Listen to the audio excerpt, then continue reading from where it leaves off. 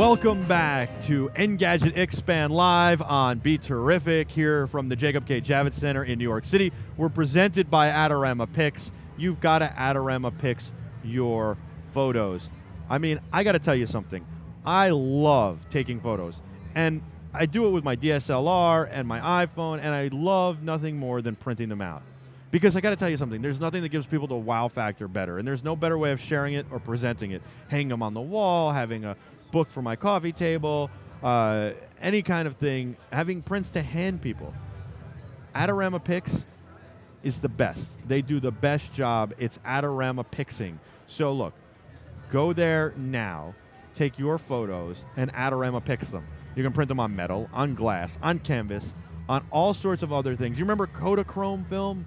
Well, they have a process that's just like that. And they'll make amazing photo books. Look at this. This is a photo book. I love this thing, all right? Check this out. The cover is a photo.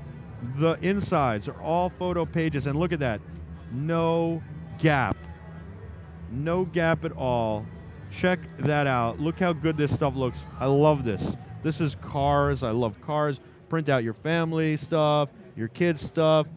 It's just phenomenal. These are put together so well, and I've seen their facility. It's unbelievable. State of the art, second to none. They can turn the stuff around quickly, and nobody has a process like this, and they're affordable. It's so nice. This will impress people. It's like gallery quality stuff. Stuff years ago you would have paid $150 for an artist to publish a book like that and buy that book. Look at this. This is a metal print. You just take this and stand it. You don't need a frame.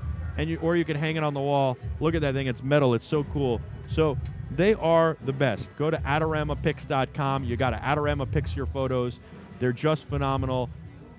Just punch this coupon code in. It's good for the next few days. Buy all your holiday stuff and you're done. 35% off. All right, we've got a lot more show to get to. By the way, all the prints on set, the canvas, the glass, all that stuff, you see behind people that are making up our set, it's all Adorama Pix. We got a lot of show to get to. Gabriel from Dovetailed, right? Hi, that's right. You guys print food, 3D print food. This blows my mind. I barely understand this. You've got a sample here. Yeah. So what we're doing specifically is 3D printing fruit. Yeah.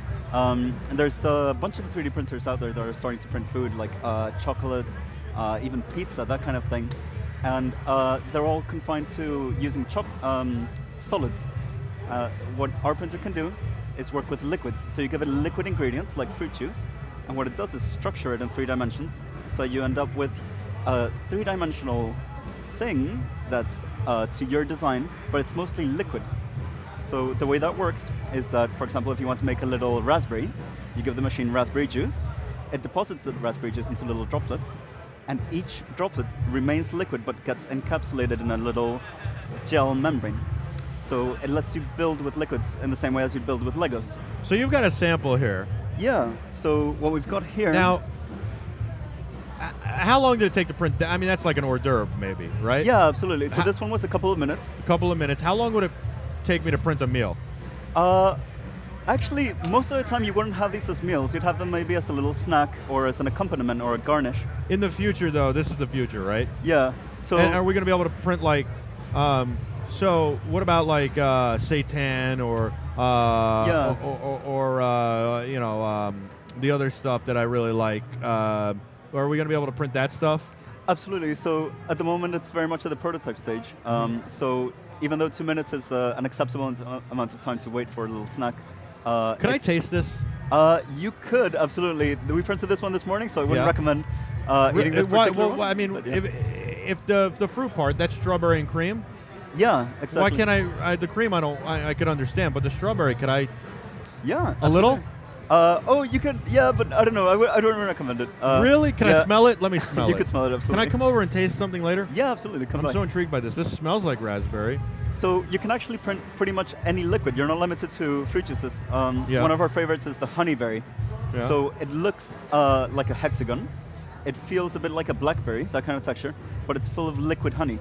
Wow. So it's a very tidy, personalized way to have honey.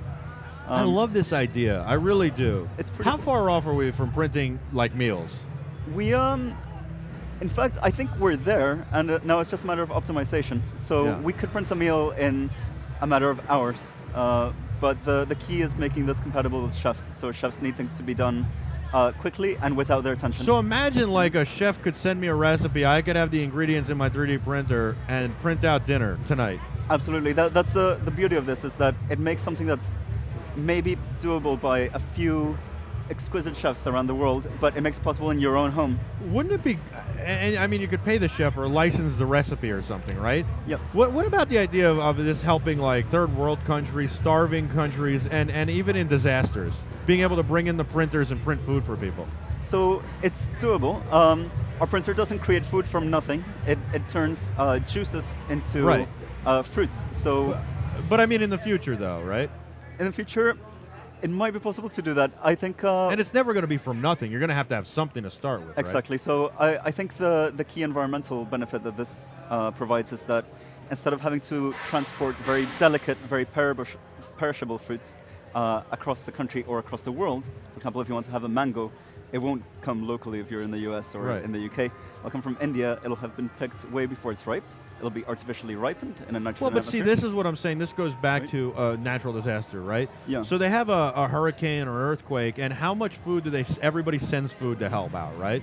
And then half of that food, or 3/4 of that food, gets wasted because it spoils. Exactly. So this is what I'm saying. If you could 3D print people's food there, right, you could sustain them and keep them alive, and the food doesn't spoil because you don't serve it until you print it.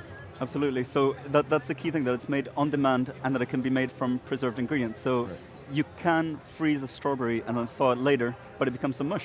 It destroys all of the cell membranes. Right. So this contains all of the nutrients in the food. Exactly. Yeah. And no chemicals? No. So it has a few trace chemicals that we have to add, but they're all food safe. They've been proven before. Okay. It's all edible. No yoga mat material, right? No. We're not going to have one of those issues? No, I don't think so. How much does the printer cost? At the moment, it's a prototype, so there's no price tag on it. When am I going to be able to buy one? Hopefully within the next couple of years. I am so excited about this stuff. It's pretty fun. We've had a lot of excitement from gourmet chefs and cocktail artists because this is compatible with alcohol. It gives them a lot of freedom to layer their drinks and structure them in a way they haven't been able to before. And you can put it in the drinks. Wow. Yeah, absolutely. So it can become the drink. So instead of taking a shot of something. What's the name of the company? I think people want to know because they want. I mean, it's Dovetailed, but what's it like? Is there? I know it's Dovetailed, but I meant like, is there a way to buy stock in this company? I think people are going to want to buy stock. You're not publicly traded. Not at the moment. We're a private company. Are you going to go public?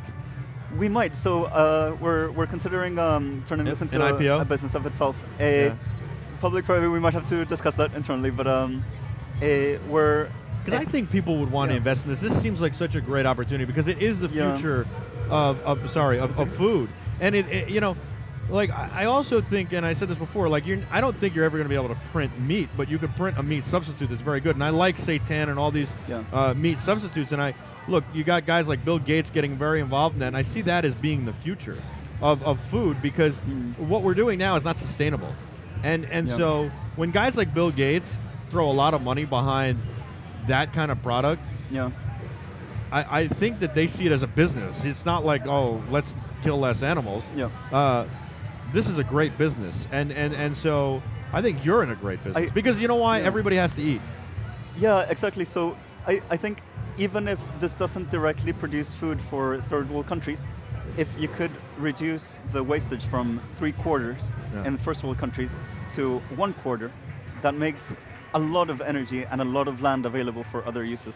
So if this is just a way to reduce wastage and improve the logistics of fruits and that kind of thing. Right. And as a bonus, we don't have to slaughter all these cows. Because it's not only the cows, right? I mean that's a big thing, but it's also what happens to the environment because of this this agricultural farming, and also, and I'm not looking to put farmers out of business. I'm sure that this will produce lots of opportunity for them too. And I love farmers, and especially fruits and vegetables and stuff. But it will. It will also, like, the thing is, people don't realize that the people who slaughter the animals suffer major traumatic experiences as well. And they have real issues, and they go through psychological problems and all sorts of stuff.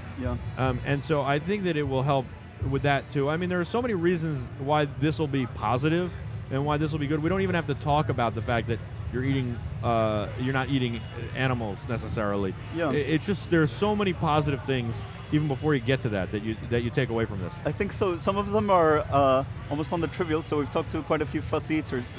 There was one kid today we talked to who loves kiwis, but he doesn't eat them as often as he wants to because of the hassle of peeling it and making sure that. Well, I mean, I'm like that. Honestly, yeah. I'm a germaphobe. I'm admitting it on the air. Okay. And I'm a pain. Like, I will not eat certain things because I don't want to do the work to eat them. Yeah. Or because I don't want my hands to be messy. Yeah. I'd much rather drink it out of a cup or something. And the other thing is that's really cool about this is people who have specific diets can much more easily stay away from foods. Like, for instance, when I say I can't have butter on something, and I say, can I have steamed broccoli? And I go into a restaurant and they put butter on my steamed broccoli, and I tell them I can't have butter. Yeah.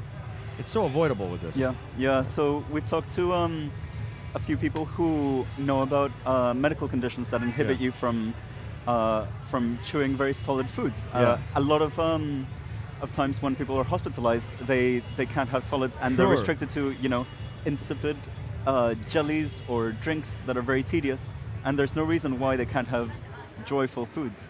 So this offers you a way to tune the texture of very nutritious things to exactly what you can handle. There's a lot of great opportunities. That's what I'm loving about Engadget Expand. We're finding so much innovation and so much stuff. How did you get into doing this, and how did you guys come up with it? So my background is in biological physics. I was going to say, like, it's got to be like molecular biology or something, right? Yeah, exactly. So it helps a great deal. And I, a few years ago, made a 3D printer that made mimics of living tissues. Wow. It was a different approach to tissue engineering. And that's really an important thing, too. I think so, yeah, absolutely. So luckily that's gone on. You're a rock star. Well, what's happening with that company? So that's gone on to become a different company. That was my PhD research, but they founded a company and raised some pretty great funding. But I don't know, I'm more excited about this, although that's a very important thing and it has to be done.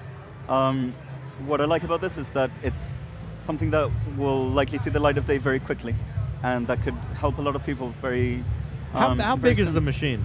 Oh, the machine itself is typical 3D printer size, like a little box, but it can be absolutely miniaturized. So we're looking at considering a home kitchen model that's roughly the size of a thermos. How long did it take you to do this? So the technical background took a lot of years to develop. It came from the tissue printer kinds of things, so that was something like 4 or 5 years. But once we started working on this idea, it wasn't that long at all. This printer's been out for a few months now. It's amazing. Really, truly amazing. It's an honor and a privilege to be sitting next to you. I feel like you're a genius, and I'm humbled by this. You certainly are a lot smarter than I am. I doubt that very much. And a lot smarter than a 5th grader.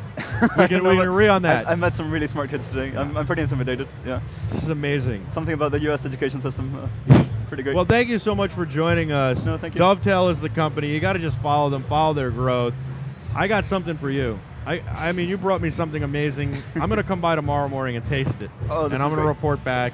And we've got a Wowie Electro Kit. Oh, wow. When you're frustrated, right? When you're trying to figure all this biology and chemicals and everything out, and something's got you frustrated, you just have this on your desk. Okay. You turn it on, you play some music, and the hair moves as the music goes, and you're just gonna laugh and smile because it's so That's cute. pretty great. You can get it at Toys R Us for the holidays at a great exclusive price. I'll try it out with the DJ today. Yeah, definitely. And just have a lot of fun. Thank you so much for coming by. Thank you so much, Michael. It was a pleasure. Dovetails the company. Thank you. Thank you. Appreciate it. We'll be back with a whole lot more from Engadget Expand live in New York City from the Jacob K. Javits Center on BeTerrific, presented by Adorama Picks, AdoRamaPicks.com, right after this.